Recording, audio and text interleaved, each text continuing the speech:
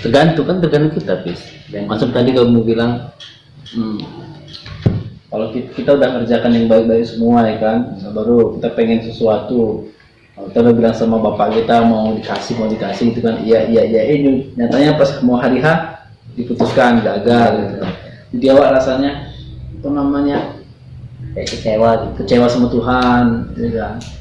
Pokoknya Tuhan ini bohong gitu kan. Mana itu kan menurut kita, pandangan kita, bukan pandangan Tuhan. Kan Tuhan ngasih kita itu apa yang kita butuhkan, bukan apa yang kita inginkan. Kan begitu sih Bang Hafiz. Iya sih Pak. Ya udah, Masih memang betul sih Pak. Yang sementara kehidupan itu sebenarnya enak gitu Pak. Tapi yang mempersulit itu gengsi kita. Ya, memang kayak pikiran kita sendiri. Kadang, tapi kan Pak aku kayak iri gitu sih Pak. Kayak misalnya lah, ini aku kadang sering ngebanding-bandingin sama perekonomian kawan lagi kan Pak. Alhamdulillah itu kayak perekonomian keluarga gitu kayak lagi naik gitu kan Pak. Lagi naik. Tapi yang kawan ini lagi rendah gitu kan Pak. Lagi rendah. Tapi aku yang berusaha tiba-tiba kok kayak aku bersyukur gitu kan Pak, berdoa gitu kan Pak, berdoa kayak pengen sesuatu, tapi kayak tiba-tiba kayak diputuskan itu tadi Pak, kayak langsung rendah gitu Pak. Dan kawan ini kalau aku bilang sih Pak, kalau rasa syukur sih nggak ada, cuman apa nggak ada gitu kan Pak, cuman kalau bisa dibilang ya kayak jarang sholat, apa perbuatan yang buruk gitu, tapi entah kenapa kayak dia itu selalu dapat gitu apa yang diinginkan dia, kayak kok enak kali gitu. Jadi tadi di awal situ yang merasa diri lebih tinggi daripada yang kawan. Iya sih Pak, cuman kalau aku bandingin sih Pak, kayak ya memang betul gitu, kayak tiba-tiba ngebandingin, itulah yang nggak diperbolehkan sama Allah. Iya sih. Banding itu kan sifat merasa, kita merasa lebih kaya, merasa lebih pintar, merasa lebih apa sih, segala macam, itu yang nggak boleh. Kalau aku sih ya kadang ngambil juga lah pelajaran, artinya ya jujur sih Pak, kalau misalnya aku lagi ada situ kayak masih bisa sombong sama kawan. Nah ini dia, itu Pak, kan sifat setannya keluar muncul kan. Cuman begitu putus asa gitu kayak apa gitu ya, pertama gitu kan kalau misalnya kita ngomong sama kawan, ngomong besar lah gitu Pak, ngomong besar sama kawan, begitu nggak sesuai kenyataan sama yang kita omongkan gitu kan malu. Jadi aku ngambil pelajaran itu gini Pak, kalau misalnya itu belum terwujud, jadi jangan omong besar dulu, tunggu udah terwujud dulu baru boleh ngomong. Jadi kan Pak kalau kayak gitu kan jadi kita malu sendiri, merendahkan sendiri gitu sih Pak. Kita ini kan manusia itu paling handal di lagu. Maksud dari lagu itu ngomongnya itu kan paling jago dia. Buktinya kan nggak ada. Artinya apa? Dia hanya sekedar ngomong, iya aku kerjakan, iya anti sholat lah, rupanya sholat. Besok aku sedekah sama anak yatim. Pas hari besok gak sedekah, kan ngomong aja dia. Kan yang banyak ngomong. Tapi ngomongin yang Bapak tadi bilang tentang ibadah lah gitu kan Pak, aku jadi kayak sedih juga loh Pak, kayak dulu loh Pak, kan aku pernah dengar hal yang paling gak enak itu dicabut kenikmatan ketika beribadah gitu kan Pak. Hal yang paling itulah istilahnya lebih sengsara dari orang yang sengsara gitu Pak. Jadi aku dulu alhamdulillah Pak waktu kecil itu kayak sering ikut ngaji gitu atau apa gitu. Ketika ibadah gitu kan bisa Pak. Ngaji. Alhamdulillah bisa. Alhamdulillah bisa walaupun karena dulu kan Pak Lek guru ngaji gitu kan. Jadi dulu sekarang jadi Hafiz. Mama kita guru ngaji, bapak kita guru ngaji, Pak Lek kita guru ngaji, semua guru ngaji. Dengan kita nggak bisa ngaji. Banyak juga gitu kan. Iya sih, tapi kalau aku pribadi alhamdulillah bisa alhamdulillah. Ngomongin kalau masa kecil Pak, masa kecil itu alhamdulillah ya Pak, jujur Pak, alhamdulillah kayak candu gitu sama kalau misalnya ada kegiatan agama gitu, kayak langsung ada sifat candu gitu, ikut. Dan dulu itu kayak misalnya kalau ngajak sholat tuh gampang, kita tinggal manggil pis sholat ngaji pis. Kalau sekarang Pak kayak beda kali Pak, entah karena makin besar atau karena faktor pergaulan atau kawan-kawan yang dulu itu Pak kayak udah pergi gitu, yang ngajak-ngajak baik itu kayak udah pergi gitu, jadi aku sendiri gitu Pak, jadi kayak udah terpengaruh dunia luar gitu kan Pak. Baru kadang aku juga iri gitu kan Pak, kadang kan kawan-kawanku yang dulu yang sering ngajak sholat atau apa sekarang kayak irinya gitu, kayak dia kemarin kan waktu kan dia sekolah luar Pak, jadi pulang ke rumahnya gitu kan Pak, pulang ke rumahnya dia aku dengerin kalau habis maghrib dia sholat kan, ayo sholat kan, baru pulang dari ke rumah kadang dia ngaji. Awak ngaji kadang itu kok dengar iri kalau sama dia, kayak aku dulu sama dia kok bisa bareng, sekarang kok aku kayak ketinggalan sama dia gitu Pak. Jadi ya cuman termotivasinya cuma sehari doang, ya aku sampai rumah ngaji Pak, cuman setiap itu dia pulang ya udah itu terlupakan gitu, kadang balik lagi kayak sedih kali, kayak ya aku yang dulu itu kemana sih kayak gitu sih Pak, kayak aku kok sekarang kok beda kali kayak gitu sih Pak, kayak nggak ada apa, banyak perbedaan itu Pak. Jadi itu kan dia respon hati yang masih memiliki iman. Jadi kalau hati masih memiliki iman walaupun kecil sebegini, itu ngerespon banget. Ada kawan ngaji, kita kan ngerespon kawanku ngaji, aku pengen ngaji gitu. Kawanku sholat, aku pengen sholat. Walaupun masih ada rasa pengen gitu. Walaupun sholatnya ngajinya supaya pengen dilihat orang lain. Ini alim ya, habis bisa ngaji. Sifat merasa kecil itu kan masih ada sama kita. Jadi itu ya kategori iman kecil. Ada iman orang yang imannya gede, ada orang yang imannya kecil, ada orang yang imannya sedang. Dan iman itu kan naik turun sesuai level kita. Cuman sih Pak, kalau aku ya Pak, faktor penghalang aku salah satunya ya Pak, faktor penghalang yang kayak susah untuk sholat terus itu karena aku di rumah itu kayak sendirian gitu Pak, kayak aku ke masjid sendiri gitu kan Pak. Kadang Jadi maksudnya apa? Kayak kalau nggak ada kawan gitu kayaknya nggak enak gitu jalaninnya sendiri gitu. Pinoat ada kawan. Makanya lah Pak ajak bagi-bagi. Nggak ada Pak, karena anak muda di sana itu udah pada pergi keluar semua. Nggak ada anak muda, ada anak-anak.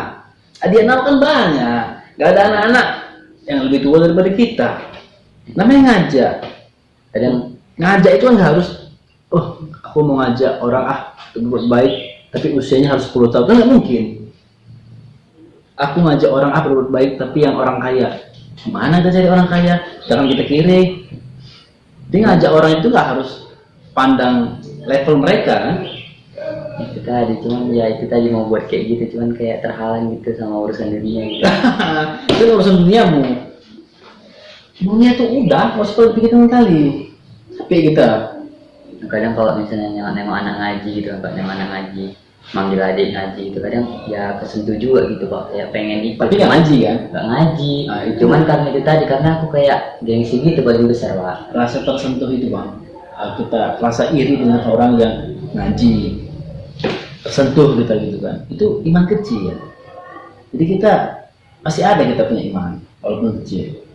Jadi yang kecil itu kan bisa jadi besar. Bagaimana caranya? Ya terus imankan. Iman itu kita percaya kepada Tuhan kita. Kalau kita percaya kepada Tuhan kita berarti kita menjaga apa yang diperintahnya dan menjaga apa yang dilarangnya. Apa yang diperintahnya kan banyak. Itu tadi sih Pak, kayak ya kadang sih aku yang paling iri itu tadi kayak nengok story kawan tuh. Dia udah sering kumpul sama kawan. Tapi yang tengok story kan bukan buku nikahan. Enggak sih. Ya udah, cuman Kak, story dia sama kehidupan nyata dia memang tercerminkan gitu Pak, kepribadian dia, nggak kayak awak gitu, kayak awak kok udah tersesat kali. Cuman kalau kita kan story kita bahagia, nyatanya sengsara gitu ya. Atau story kita sedih, nyatanya bahagia, balik-balikannya. Story kita banyak uang, nyatanya nggak ada sama sekali gitu. Kita kayak gitu berarti. Asli itu loh berarti. itu kadang itu tadi juga kayak karena faktor keluarga juga sih kalau aku sih Pak. Contohnya Kayak gini kayak bang, kita nggak boleh satu menyalahkan keluarga, kedua menyalahkan pergaulan, ketiga menyalahkan kawan-kawan.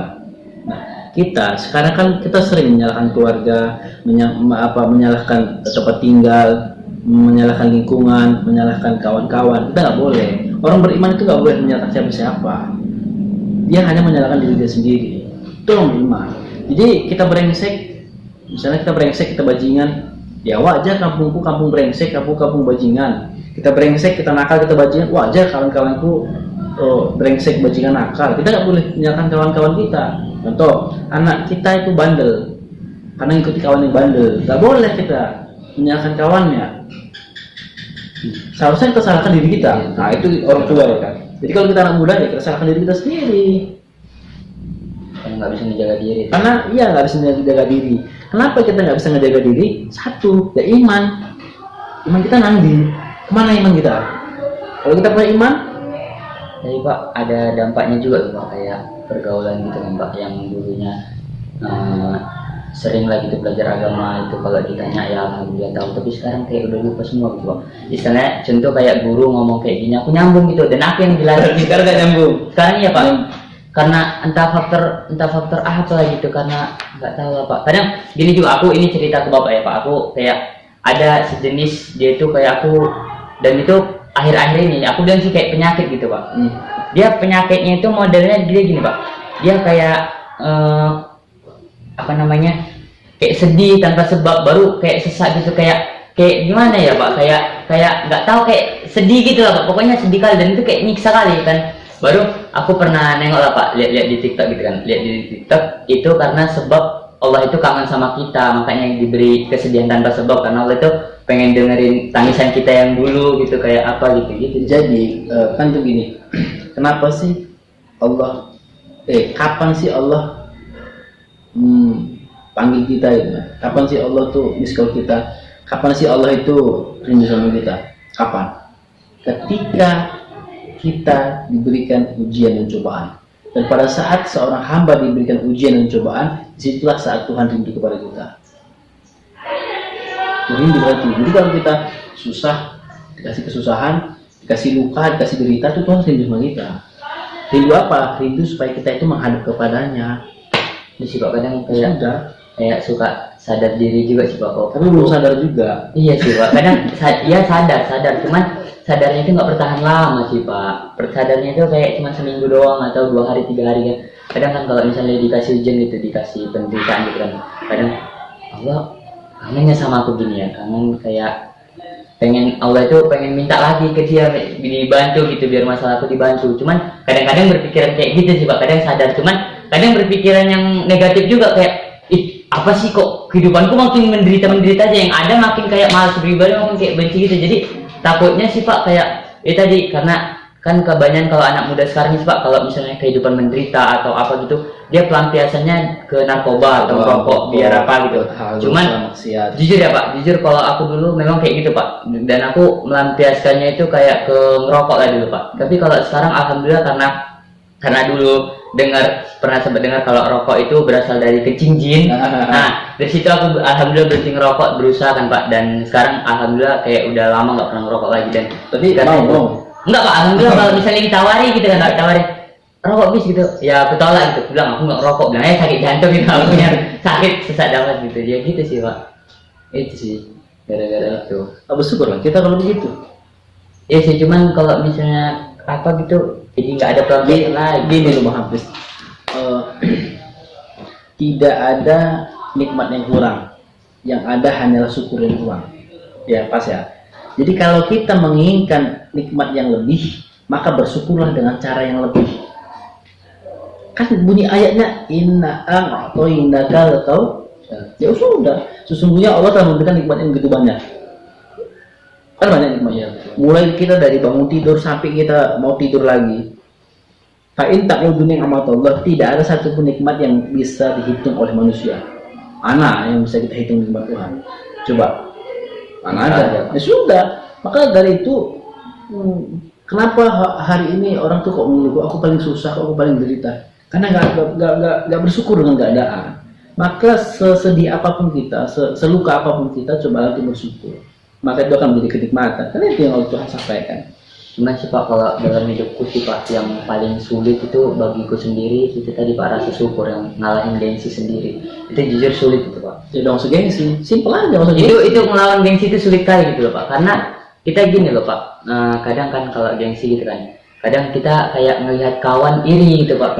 Gengsi itu kan Bang, gaya hidup kita. Maka dari itu udah nggak usah bergaya. Hidup itu simpel kok. Yang berat itu gengsinya, gayanya. Jadi apa perlu kita bergaya? Jadi ke depan ini kita nggak usah tampilkan gaya, nggak usah kita tampilkan gengsi. Ke depan ini kita tampilkan pengetahuan, ilmu, wawasan. Itu lebih baik. Gak apa-apa kita naikan kita misalnya butut gitu lah, naikan kita misalnya Honda jelek, gak apa-apa. Tapi kemampuan kita, pengetahuan kita, intelektual kita kan lebih baik daripada mereka yang hari ini mungkin naik. Nah gitu lah. Kendaraan besar yang bagus. Sempet lah Pak, pernah aku berpikiran kayak gitu sih Pak, kayak misalnya mungkin aku kalah soal kendaraan, tapi kalau soal ilmu bisa dicoba gitu, apalagi soal agama dulu alhamdulillah Pak.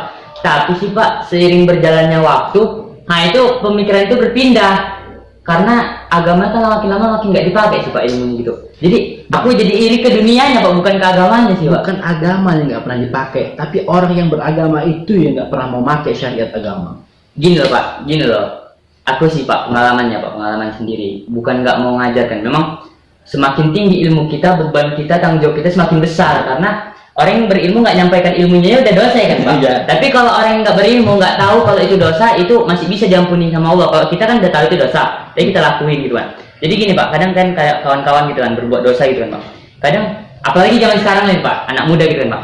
Kalau misalnya kita nasihati gitu kadang nggak mau tahu gitu, kayak makin ngebenci kita gitu Pak. Kadang aku jujur pernah bertanya sama orang gini, kawan sahabat sendiri lah Pak. Jujur lah, kayak interaksi lah gitu ya, interaksi lah. Apa sih yang paling nggak kau suka dari aku biar aku tahu gitu? Apa ya Pis? Nggak ada sih Pis, ada satu yang nggak aku suka dari ini. Apa? Kayak aku nggak suka itu kalau misalnya aku kau itu kayak serba tahu gitu, kayak paling tahu kayak sok nasihat. Nah, gitu apa sih? Kayak langsung dalam hati, oh ternyata watak dia kayak gini gitu. Jadi kayak sekarang itu kayak dia mau apa ya Allah kono sih. Yang penting kan kalau aku sih pernah dengar kalau selagi dia nggak pernah kita nasihati, dia masih tanggung jawab kita. Tapi kalau kita udah nasihati dia tapi nggak menjalankan, lepas tanggung jawab kita gitu. Jadi kalau kayak gitu yang penting, oh dia udah tak nasihati, aku berusaha semaksimal mungkin ya.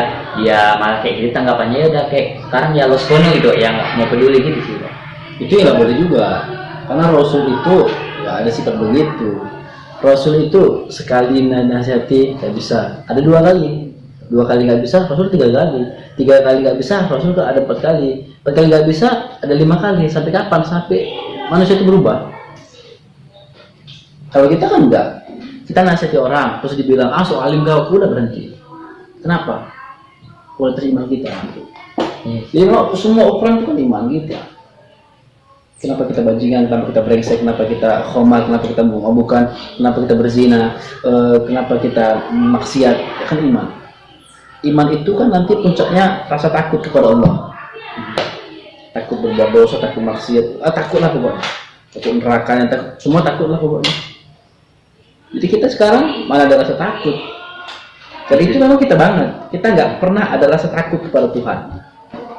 Itu tadi kurasakan Pak, karena faktor-faktor ya, kayak contohnya kayak rokok gitu kan Pak, rokok atau minum-minuman yang nggak benar, atau apa namanya kayak nonton film-film apa gitu kan, film apa gitu, itu kan ngerusak otak. Itu dampaknya jujur sih Pak, dampaknya besar kali. Kurasa karena itu juga sih, makanya Berarti sering.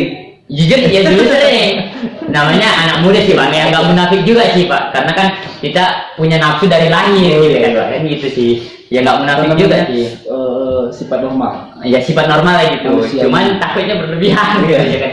Itu tadi kurasa karena faktor-faktor itu, jadi orang pun kayak dinasihati zaman sekarang itu susah gitu Pak. Ya faktor-faktor Memang gitu. zaman sekarang tuh Bang, anak-anak muda saat inilah kenapa mereka tuh susah dinasihati. Itu banyak faktornya. Seringnya mengkonsumsi yang haram, ya kan? Tontonan-tontonan yang haram, bermain maksiat yang secara berlebihan, mau berlebihan mau tidak berlebihan. Kan kita sekarang lebih sering main kayak gitu dibandingkan anak-anak di pesantren. Mana begitu? Anak pesantren tuh dikasih ayat sama gurunya langsung hafal. Kita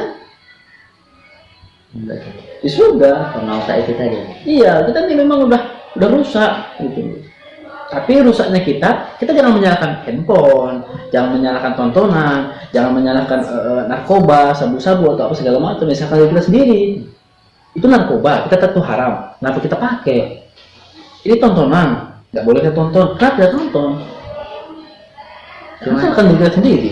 Gimana sih Pak, kalau misalnya aku pernah dengar, memang betul ya Pak, kalau aku pernah dengar, beruntunglah bagi orang-orang yang merasa dirinya itu aneh dianggap orang lain kan. Artinya beruntunglah seseorang itu jika seseorang itu merasa dirinya pendosa. Saya merasa pendosa. Ketika kita semua merasa pendosa, berarti kita akan berupaya beramal. Mana lebih baik kita merasa pendosa atau merasa paling banyak amal? Kan lebih baik kita merasa pendosa daripada kita merasa banyak amal. Orang kalau merasa banyak amal pasti merasa sombong. Karena itu juga ya kan Pak, karena Allah juga menjelaskan, aku lebih menyukai sholatnya seorang pendosa daripada alim ulama yang sombong gitu. Karena sholatnya orang pendosa itu mereka tidak ada pegangannya selain memohon kepada Allah gitu kan Pak, memohon rahmatnya gitu. Mohon ampun. Nah, cuman kan kalau misalnya orang yang alim ulama ini kan dia sombongnya itu karena aku sholat gitu kan, merasa amalnya sudah cukup, nggak punya dosa, merasa lebih baik itu. Jadi Tapi itu kan hanya dari 100 alim ulama hanya ada satunya itu, 101 itu. Dia tidak semua begitu. Dan seandainya pun ada alim ulama yang seperti itu bukan alim ulama. Jadi alim ulama itu memang benar-benar berserah diri kepada Allah. Udah terserah Allah, berserah diri. Kalau kita kan mana ada sifat kayak begitu. Kalau alim ulama itu ya sifat berserah diri sama Allah, sehingga mereka merasa berdosa gitu. Dia para alim ulama itu pernah nggak tinggal sholat, baca Qurannya, bahkan duduk gini berdua, zikir itu nggak tinggal dari hatinya.